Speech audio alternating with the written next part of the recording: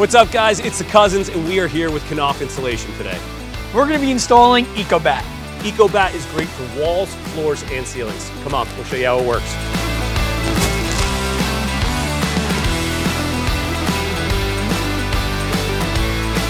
For this family's home renovation project, having a home office was essential.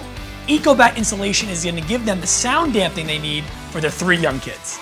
So 2 quick things you got to start with. 1, you want to measure the surface area of your walls, length by width. And then beyond that, you want to measure the distance between your studs so you can get the right EcoBatt.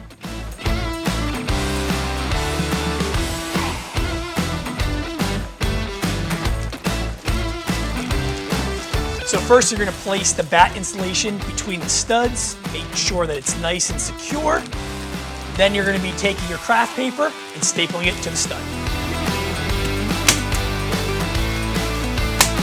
That easy.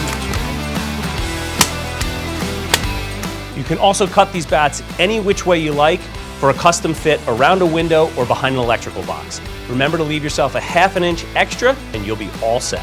Keep on repeating this process and in no time you're going to have a fully insulated room. For more install tips and how-tos, check out KnaufNorthAmerica.com.